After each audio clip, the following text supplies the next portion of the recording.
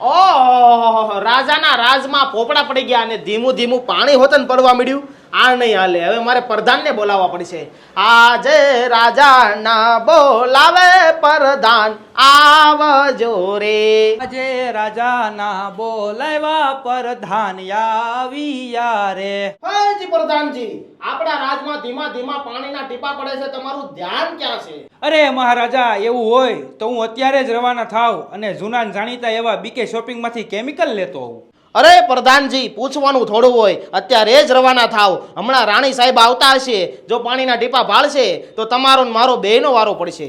જાઓ, રવાના થાવ. જો રાજાના પ્રધાન પણ પૂગી ગયા બીકે શોપિંગમાં. અરે મકાન નાનું હોય કે હોય મોટો મહેલ, તમારી ઘરે પણ જો ચોમાસામાં પાણી લીક થતું હોય ને ટીપા પડતા હોય કે ધારોડા પડતા હોય તો આમનું કેમિકલ લગાવી દો, એટલે એક ટીપું પાણી અંદર ન આવે એવું જોરદાર આ કેમિકલ છે. ને સાથે તમારા પતરામાં નાના મોટા કાણા પડી ગયા હોય તો પતરામાં લગાવવાની ટેપ પણ બીકે શોપિંગ માંથી મળી જશે. તમારે ચોમાસું આખું છે ને આમ જોઈ જુઓ, પેક કરી દેશે. પેક, એક ટીપું પાણી નહીં આવે અને ઓલ ઓવર ગુજરાતમાં ડિલિવરી પણ થઈ જશે. તો કોન્ટેક્ટ કરી અને મંગાવી લેજો મારા ભાઈ.